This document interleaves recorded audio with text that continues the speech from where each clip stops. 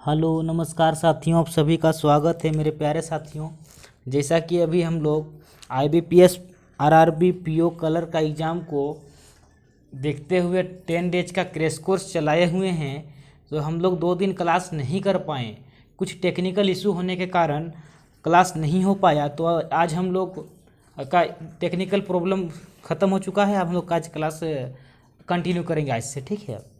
तो इससे पहले हम लोग डे 6 तक डिस्कशन किए थे, जो क्रैश कोर्स चलाए हुए हैं 10 दिन का, तो डे 6 तक हो चुका है। आज हम लोग का डे 7 है और डे 7 में चलिए आज हम लोग कुछ वर्ड प्रॉब्लम के क्वेश्चन को डिस्कशन करते हैं।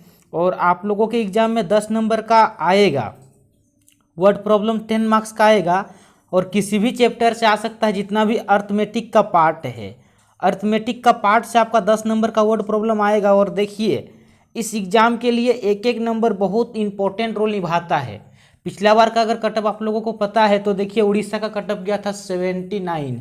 अगर 80 में से आपका 79 जा रहा है तो फिर बहुत ही मायने रखता है एक एक नंबर भी। तो चलिए हम लोग आज बात करते हैं कुछ वर्ड प्रॉब्लम के क्वेश्चंस को लेकर। तो देखिए क्वेश्चंस, देखिए दिख रहा है, कहा जा रहा है कि देखिए एक 950 मीटर ट्रेन ए है ना। देखिए एक ट्रेन ए है जिसका लंबाई दिया हुआ है 950 मीटर, ठीक है। और देखिए कहा जा रहा है कि समान दिशा में यात्रा कर रही एक अन्य ट्रेन बी है। एक ट्रेन, दूसरी ट्रेन बी है जो सेम डायरेक्शन में है, दोनों एक ही दिशा में जा रही है। और देखिए कहा जा रहा है कि उसको 16 सेकेंड में पार कर रही है, इसको पार करने में 16 सेकेंड का टाइम लगा रही है। और देखिए कहा जा रहा है कि इन ट्रेनों की देखिए गति का अनुपात, यानी कि जो स्पीड का रेशियो है, स्पीड का रेशियो देखिए दिया हुआ है 17:13, 17:13 दिया हुआ है।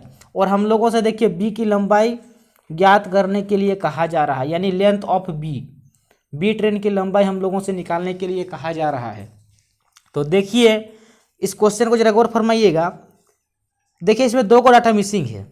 स्पीड का देखिए रेशियो दिया है लेकिन न्यूमेरिकल वैल्यू नहीं दिया हुआ है, इसका न्यूमेरिकल वैल्यू नहीं दिया हुआ है। और साथ के साथ देखिए बी का आपका लंबाई तो निकालना है, लेकिन देखिए 2 को जब डाटा मिसिंग हो, ये भी डाटा मिसिंग है और यह भी डाटा मिसिंग है। जब 2 को डाटा मिसिंग है तो इस क्वेश्चन को हम लोग नहीं सॉल्व कर पाएंगे।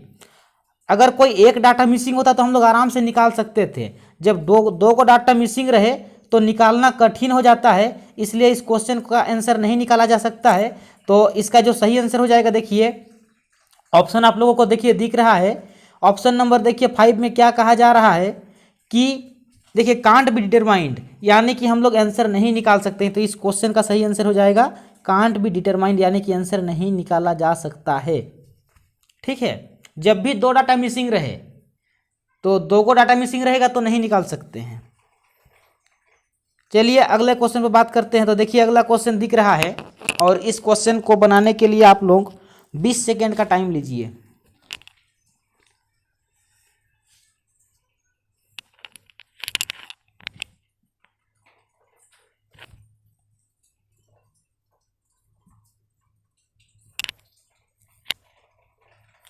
आई होप आप लोगों का आंसर आ भी गया होगा।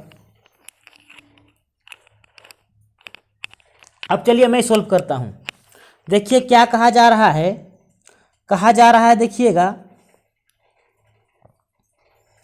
कि देखिए यदि एक पुस्तक को क्रय मूल्य से 40% अधिक अंकित किया जाता है। देखिए कोई एक बुक है जिसका जो एमआरपी रखा जाता है उसके सीपी से, देखिए उसका सीपी क्रय मूल्य, अगर क्रय मूल्य से उसका जो एमआरपी है उसको 40% अधिक रखा जाता है।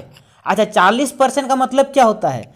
40% का मतलब होता है 2/5, 2/5 होता है। यानी अगर सीपी उसका 2 है, अगर सीपी उसका 5 है, अगर सीपी कितना है, अगर सीपी 5 है तो उसका एमआरपी कितना हो जाएगा? उसका एमआरपी 2 अधिक हो जाएगा, यानी कि 7 हो जाएगा, है ना। उसके बाद देखिए अगला क्या कहा जा रहा है, अगला कहा जा रहा है कि और 12.5% छूट पर बेचा जाता है, यानी कि हम डिस्काउंट में सेल कर रहे हैं। तो देखिए अगर आप सेलिंग कर रहे हैं डिस्काउंट में तो डिस्काउंट किस पर दिया जाता है? तो डिस्काउंट हमेशा एमआरपी पर दिया जाता है।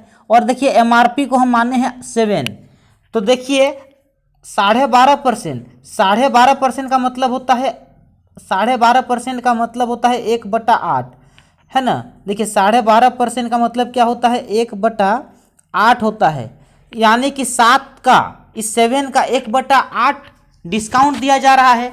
तो क्या 7 का 1/8 निकालना आसान है? नहीं, आसान तो नहीं है। यानी अगर आसान नहीं है तो हम लोगों को आसान बनाना पड़ेगा। तो देखिए आसान कैसे बनाते हैं। अगर हम इसको 8 से गुना कर दें तो 8, देखिए 8 7 56 हो जाएगा। अगर हम इसको 8 से गुना किए तो इसको भी 8 से गुना करना पड़ेगा। इससे क्या फाइंड हो रहा है कि अगर सीपी 40 है तो एमआरपी 56 हो रहा है ना। एमआरपी कितना हो रहा है? 56 हो रहा है। और देखिए क्या कहा जा रहा है कि 12.5% का छूट दिया जा रहा है। तो अगर हम 56 का 12.5%, 12.5% मतलब 1/8, 1/8 निकालते हैं 56 का 1/8 तो निकलता है 7। कितना निकल रहा है? 7। यानी कि 56 में, देखिए 56 तो उसका एमआरपी है, उसमें देखिए 7 रुपया का डिस्काउंट दिया जा रहा है। अगर 7 रुपये का डिस्काउंट दिया जा रहा है तो हम कितना में बेच रहे हैं? तो हम बेचेंगे आपका, देखिए 56 में से 7 घट जाएगा तो 49 में सेल कर रहे हैं। कितना में सेल कर रहे हैं? 49 में सेल कर रहे हैं। तो देखिए क्वेश्चन में हम लोगों से क्या कहा जा रहा है? तो देखिए हम लोगों को क्या देखने को मिला? हम लोगों को यहाँ पर यह देखने को मिला कि देखिए हम इसको बढ़ा दिए ना। देखिए यार क्वेश्चन में क्या कहा जा रहा है, तो दी गई छूट का अर्जित लाभ से अनुपात, यानी कि डिस्काउंट का प्रॉफिट से रेशियो निकालने कहा जा रहा है। जरा गौर फरमाइएगा, यहाँ पर हम लोगों से क्या कहा जा रहा है? हम लोगों से कहा जा रहा है कि छूट का, यानी कि डिस्काउंट का रेशियो निकालने हम लोगों से कहा जा रहा है। डिस्काउंट का रेशियो निकालने के लिए कहा जा रहा है, देखिएगा छूट का रेशियो निकालना है लाभ में से, है ना। यानी कि डिस्काउंट रेशियो, देखिए हम लोगों से कहा जा रहा है डिस्काउंट का और प्रॉफिट का रेशियो हम लोगों से निकालने के लिए कहा जा रहा है। तो देखिए डिस्काउंट कितना दिया जा रहा है? 56 था।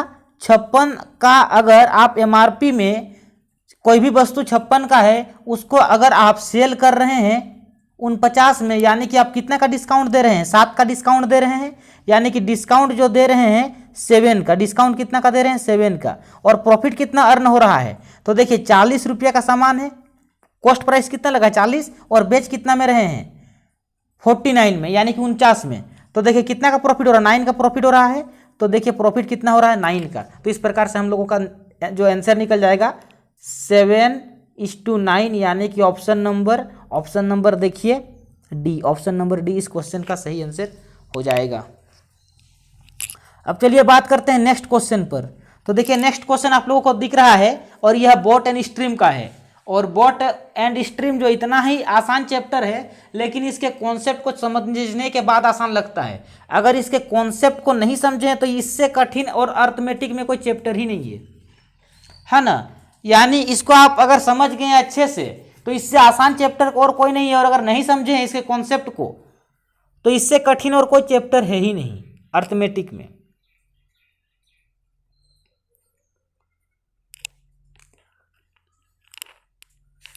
देखिए क्या कहा जा रहा है कि शांत जल में नाव की गति धारा के गति, देखिए अनुपात दिया हुआ है शांत जल में, यानी कि जब पानी स्थिर है तो देखिए नाव का जो देखिए गति दिया है, तो देखिए v बराबर दिया है 11 और u बराबर दिया हुआ है 1, ये रेशियो दिया हुआ है।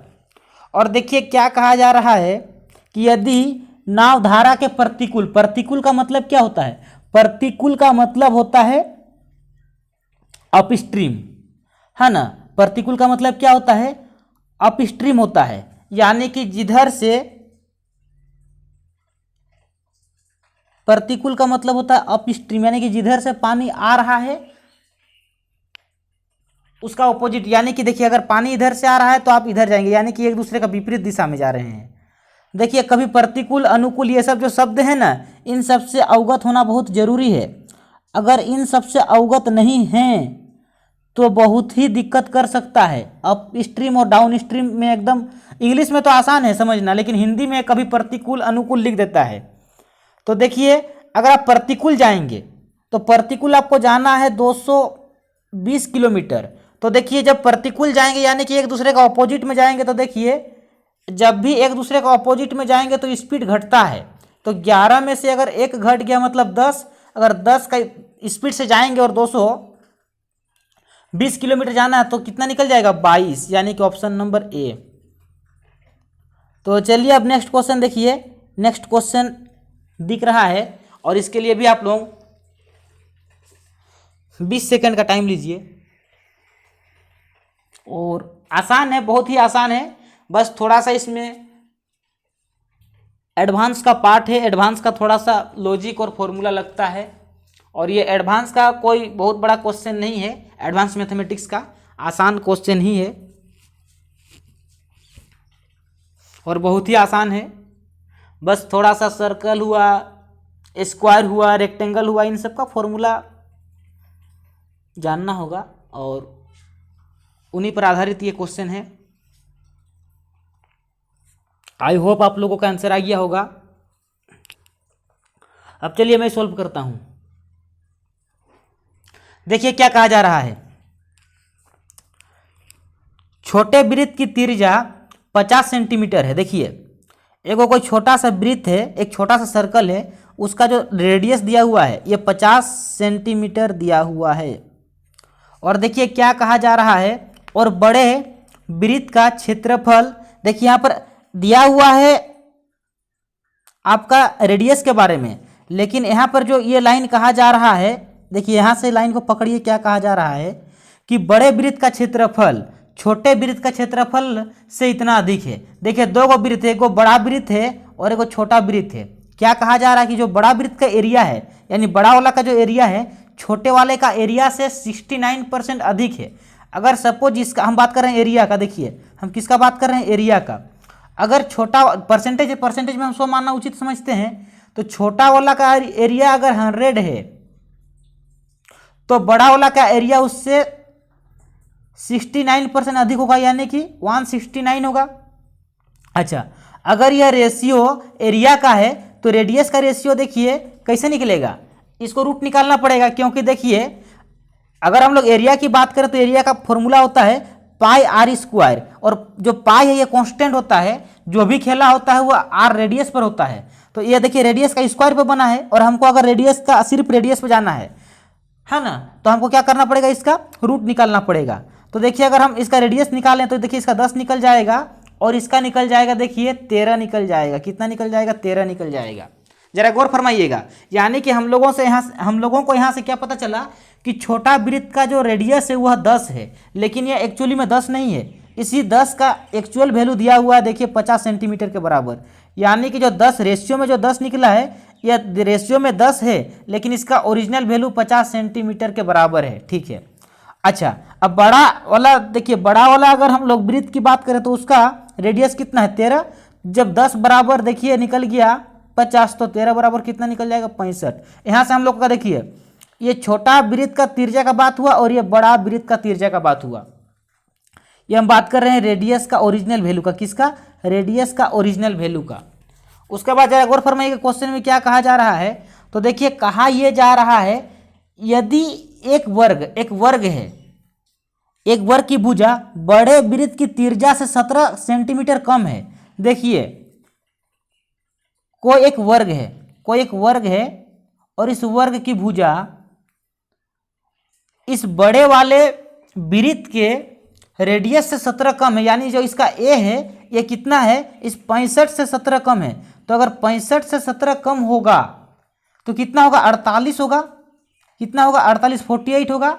तो कहा जा रहा है कि इस जो यह वर्ग है, इस वर्ग का क्षेत्रफल ज्ञात करें। देखिए तो वर्ग का क्षेत्रफल ज्ञात करने कहा जा रहा है। तो देखिए वर्ग का जो क्षेत्रफल होता है, यानी जो स्क्वायर का एरिया होता है, स्क्वायर का एरिया क्या होता है, तो स्क्वायर का एरिया होता है ए स्क्वायर, यानी कि भुजा स्क्वायर। यानी हम लोगों से 48 का स्क्वायर पूछा जा रहा है, यानी कि इसका एरिया पूछा जा रहा है। तो देखिए 48 का स्क्वायर अगर हम करेंगे तो 48 का स्क्वायर होता है, देखिए 2304, तो हम लोगों का आंसर निकल जाएगा 2304 सेंटीमीटर इस क्वेश्चन का सही आंसर, यानी कि ऑप्शन नंबर डी देखिए।